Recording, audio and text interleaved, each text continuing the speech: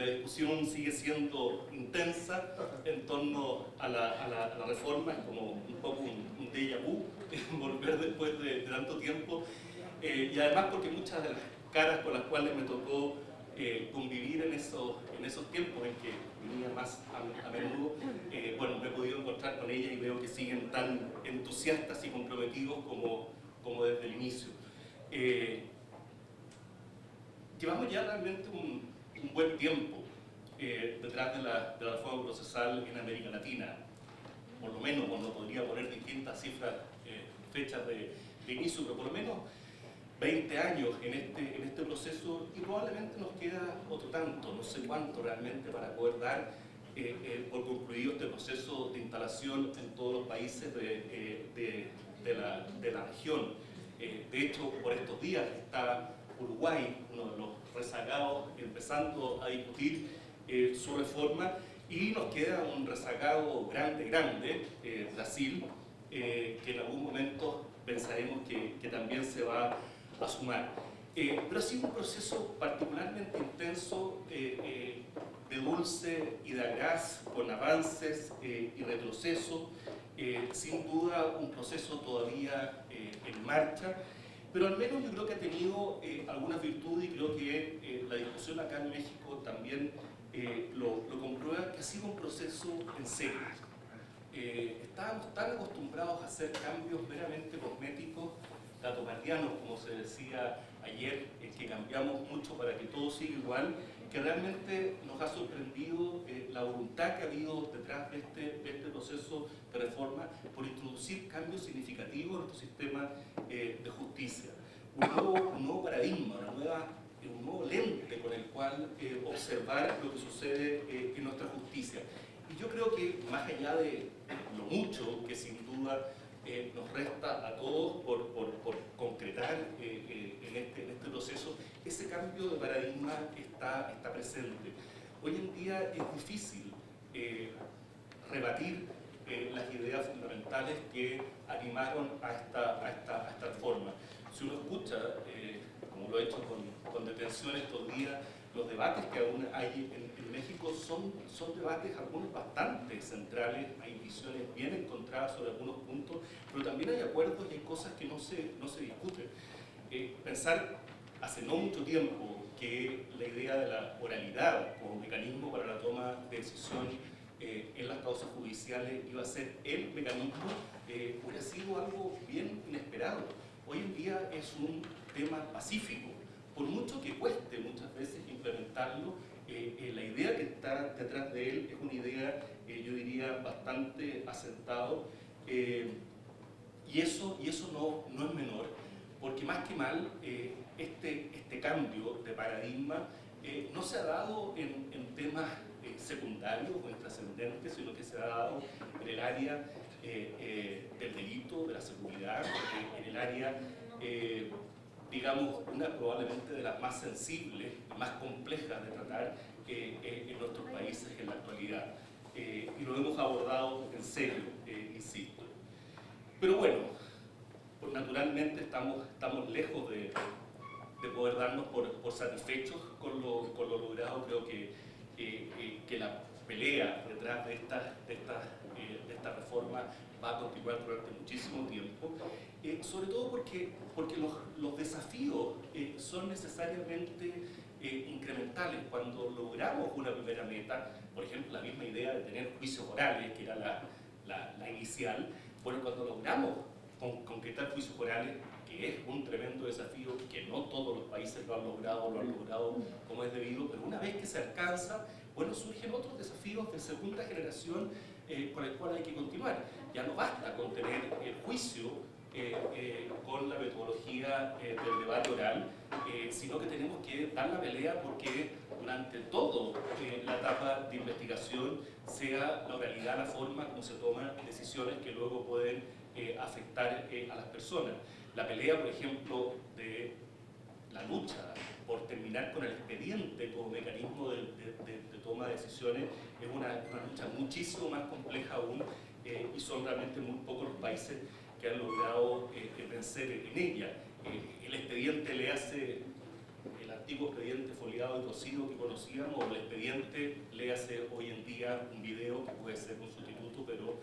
bastante similar. En la investigación de los delitos, el primer desafío era hacernos cargo de un altísimo volumen de casos, la gran mayoría de ellos delitos flagrantes, y poder manejar en tiempos oportunos y en forma eficiente esa gran cantidad de información y tomar decisiones sobre la misma. Eso es una tarea, insisto, que algunos han logrado, otros todavía están todavía en ese proceso, pero quienes lo logran, por supuesto, se plantean y ahora, bueno, hagámonos cargo de los delitos más complejos y veamos qué capacidad tenemos efectivamente de resolverlo. Resulta paradojal, y quizás para los que no tienen mucho conocimiento del sistema de justicia penal, que al sistema de justicia penal en general le cuesta mucho resolver casos en los cuales tiene la persona que robó, lo tiene detenido inmediatamente, tiene la cosa que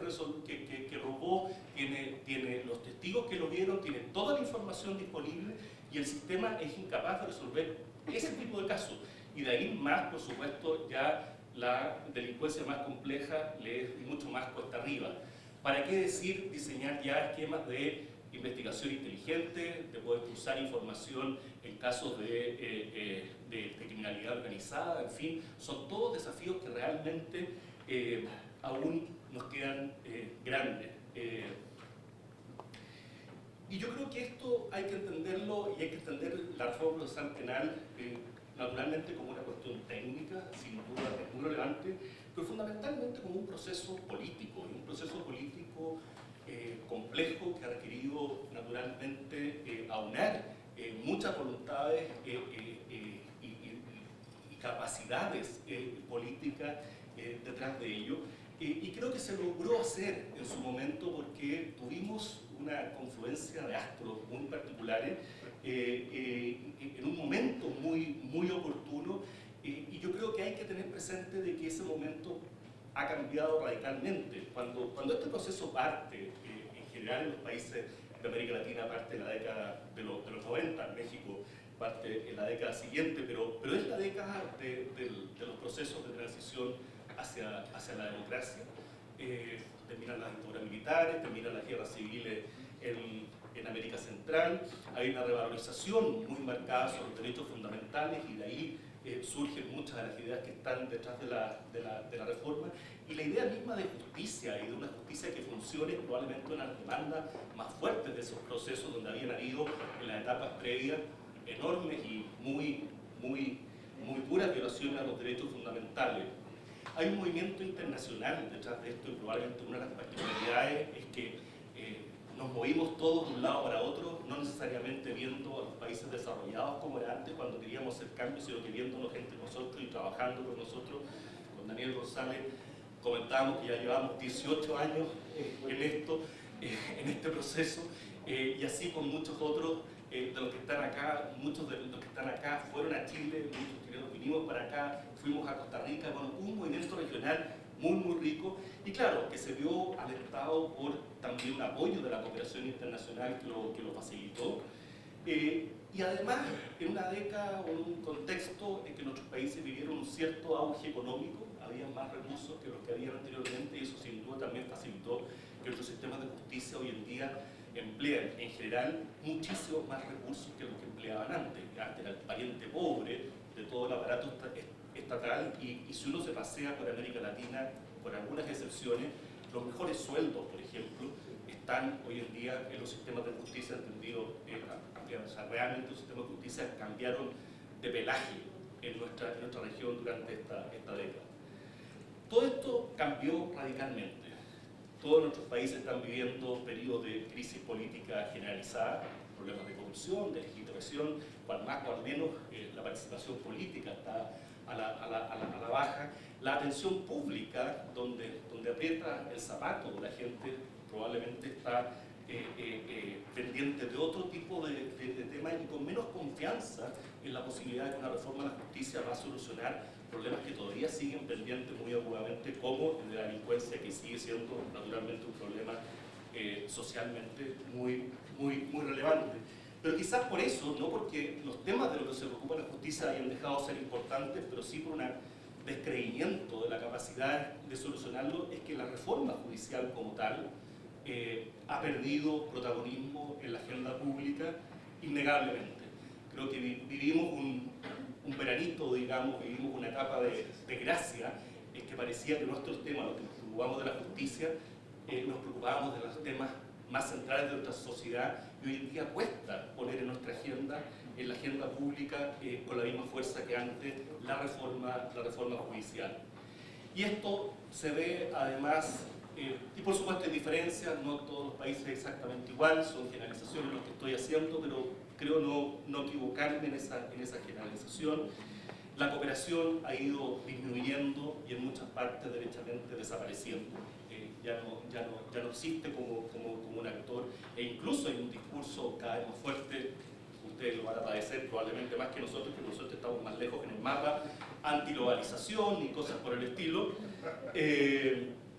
Una crisis económica, hoy en día no hay la cantidad de recursos disponibles como existían antes,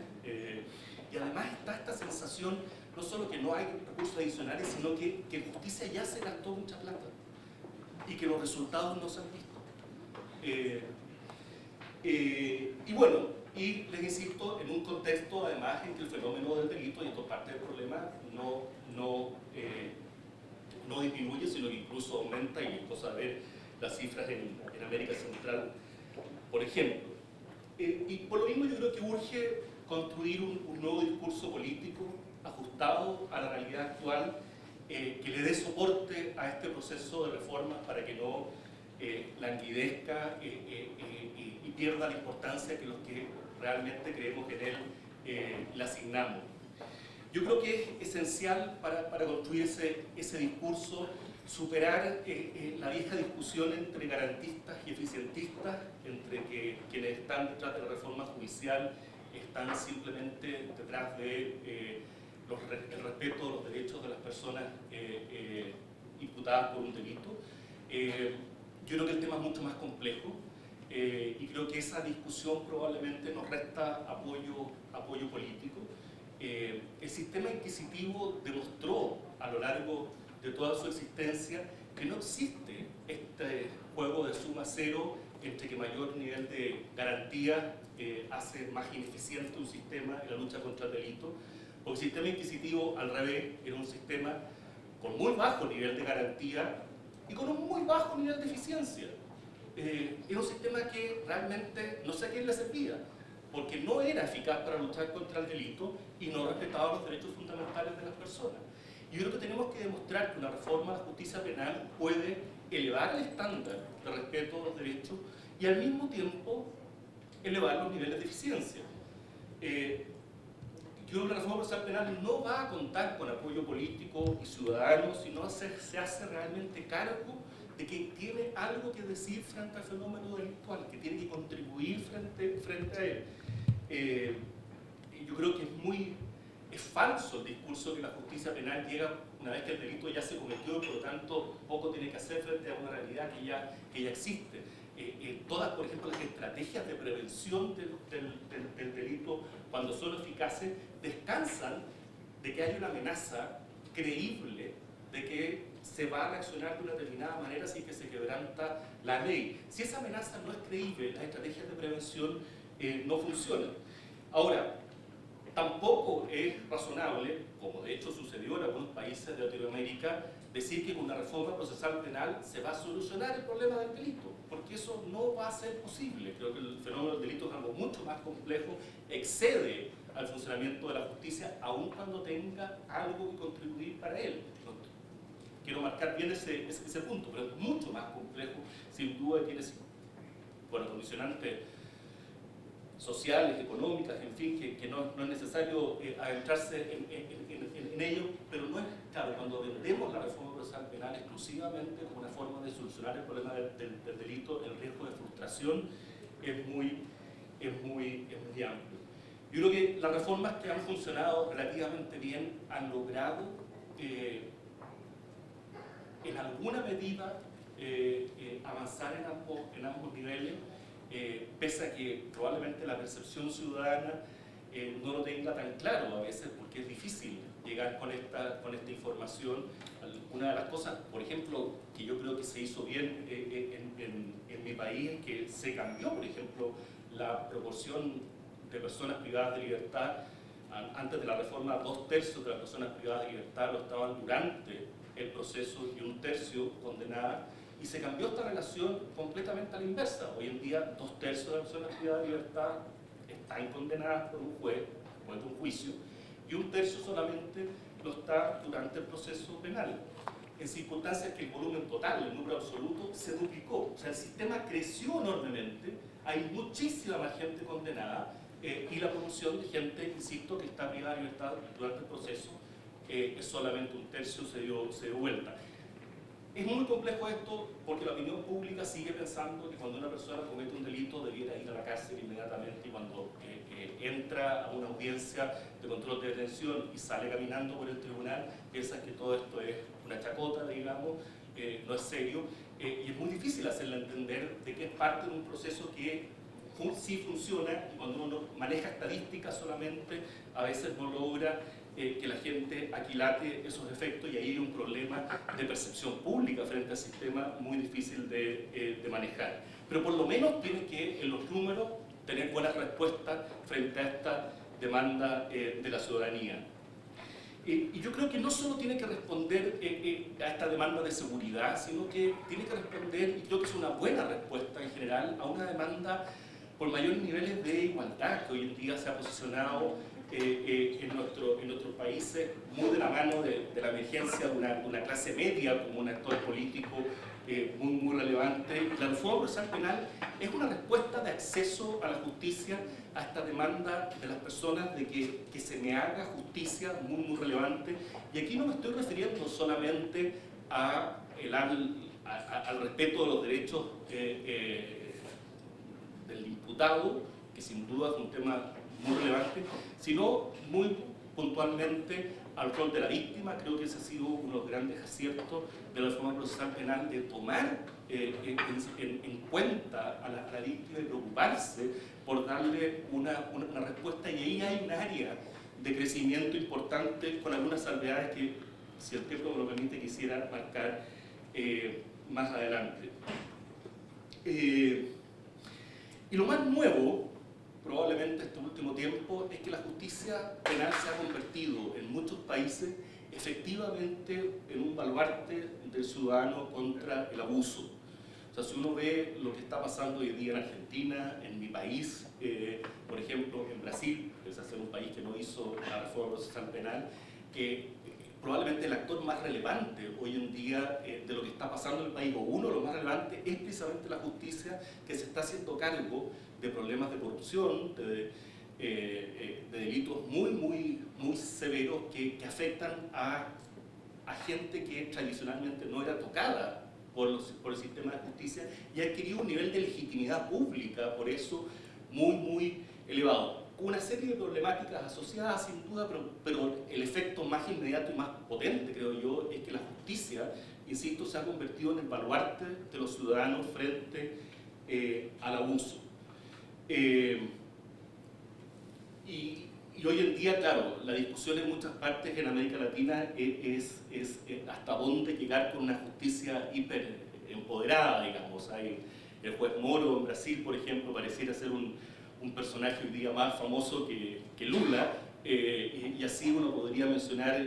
otros en mi país, algún par de fiscales o fiscales adjuntos menores, digamos, hoy día tienen más figuración mediática que cualquier otro político que se la quisiera tener.